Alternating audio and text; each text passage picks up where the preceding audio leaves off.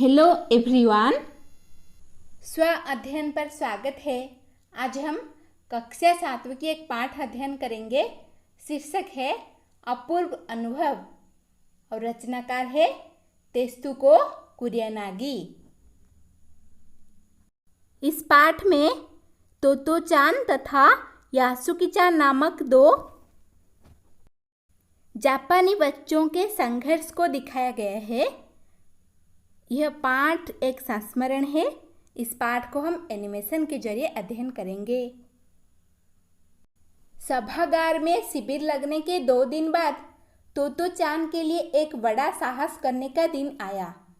इस दिन उसे यासुकी-चान से मिलना था।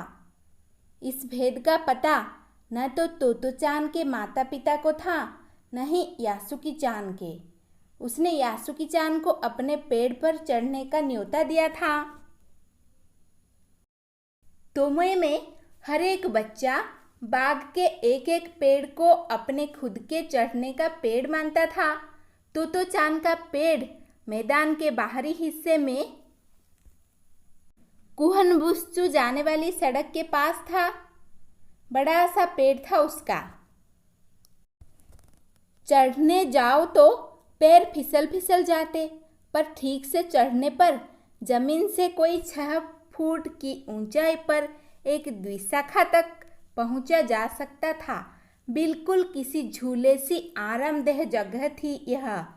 तोतो-चान अक्सर खाने की छुट्टी के समय या स्कूल के बाद ऊपर चढ़ी मिलती। वहां से वह सामने दूर तक ऊपर आकाश को या नीचे सड़क पर चलने लोगों को देखा करती थी। बच्चे अपने अपने पेड़ को निजी संपत्ति मानते थे। किसी दूसरे के पेड़ पर चढ़ना हो तो उससे पहले पूरी शिष्टता से माफ कीजिए, क्या मैं अंदर आ जाऊं? पूछना पड़ता था। यासुकी-चान को पोलियो था, इसीलिए वह न तो किसी पेड़ पर चढ़ पाता था और न किसी पेड़ को निजी संपत्ति मानता था। अतः तोतो-चान ने उसे अपने पेड़ पर आमंत्रित किया था, पर यह बात उन्होंने किसी से नहीं कही, क्योंकि अगर बड़े सुनते तो जरूर डांटते। घर से निकलते समय तोतो-चान ने माँ से कहा कि वह यासुकी-चान के घर डेनेनचोफु जा रही है। चूंकि वह झूठ बोल रही थी, इसीलिए उसने माँ की आंखों में नहीं झांका। वह अपनी नजरें जूतों के फीतों पर ही गड़ाए रही। रकी उसके पीछे पीछे स्टेशन तक आया। जाने से पहले उसे सच बताए बिना तोतो-चान से रहा नहीं गया।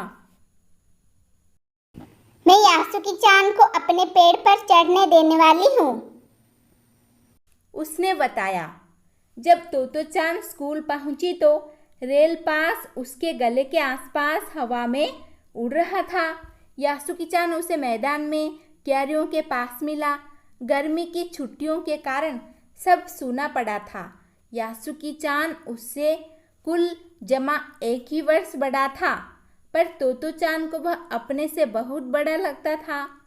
जैसे ही यासुकी-चान ने तोतो-चान को देखा, वह पैर घसीटता हुआ उसकी ओर बढ़ा। उसके हाथ अपनी चाल को स्थिर करने के लिए दोनों ओर फैले हुए थे। तोतो-चान उत्तेजित थी। वे दोनों आज कुछ ऐसा करने वाले थे जिसका भेद किसी को भी पता न था। वह उल्लास में ठिठियाकर हंसने लगी। यासुकी-चान भी हंसने लगा। तोतो-चान यासुकी-चान को अपने पेड़ की ओर ले गई और उसके बाद वह तुरंत चौकीदार के छप्पर की ओर भागी, जैसा उसने रात को ही तय कर लिया था। वहां से वह एक सीढ़ी घसीटती हुई लाई। उसे तने के सहारे ऐसे लगाया जिससे वह द्विशाखा तक पहुंच जाए। वह कुर्सी से ऊपर चढ़ी और सीढ़ी के किनारे को पकड़ लिया। तब उसने पुकारा, ठीक है, अब ऊपर चढ़ने की कोशिश करो। यासुकी-चान के हाथ पैर इतने कमजोर थे कि वह पहली सीढ़ी पर भी बिना सहारे के चढ़ नहीं पाया। इस पर तोतो-चान नीचे उतर आई और यासुकी चान को पीछे से धकेलने लगी, पर तोतो चान थी छोटी और नाजुक सी। इससे अधिक सहायता क्या करती। यासुकी चान ने अपना पैर सीढ़ी पर से हटा लिया और हताशा से सिर झुकाकर खड़ा हो गया। तोतो चान को पहली बार लगा कि काम उतना आसान नहीं है जितना वह सोचे बैठी थी। अब क्या करे वह। यासुकी चान उसके पेड़ पर चढ़े, यह उसकी हार्दिक इच्छा थी। यासुकी चान के मन में भी उत्साह था। वह उसके सामने गई। उसका लटका चेहरा इतना उदास था कि तोतो चान को उसे हंसाने के लिए गाल फुलाकर तरह तरह के चेहरे बनाने पड़े। ठहरो, एक बात सूझी है। वह फिर से चौकीदार के छप्पर की ओर दौड़ी और हर एक चीज उलट पुलट कर देखने लगी। आखिर उसे एक तिपाई सीढ़ी मिली जिसे थामे रहना भी जरूरी नहीं था। वह तिपाई सीढ़ी को घसीट कर ले आई तो अपनी शक्ति पर हैरान होने लगी। तिपाई की ऊपरी सीढ़ी द्विशाखा तक पहुंच रही थी। देखो, अब डरना मत। उसने बड़ी बहन की सी आवाज में कहा। यह डगमगाएगी नहीं। यासुकी चान ने घबराकर तिपाई सीढ़ी और पसीने से तरबतर तोतो चान की ओर देखा। उसे भी काफी पसीना आ रहा था। उसने पेड़ की ओर देखा और तब निश्चय के साथ पांव उठाकर पहली सीढ़ी पर रखा। उन दोनों को यह बिल्कुल भी पता न चला कि कितना समय यासुकी चान को ऊपर तक चढ़ने में लगा। सूरज का ताप उन पर पड़ रहा था, पर दोनों का ध्यान यासुकी चान के ऊपर तक पहुंचने में रवा था। तोतो चान नीचे से उसका एक हाथ पैर सीढ़ी पर धरने में मदद कर रही थी। अपने सिर से वह उसके पिछले हिस्से को भी स्थिर करती रही। यासुकी चान पूरी शक्ति के साथ जूझ रहा था और आखिर वह ऊपर पहुंच गया। हुर्रे! पर उसे अचानक सारी मेहनत बेकार लगने लगी।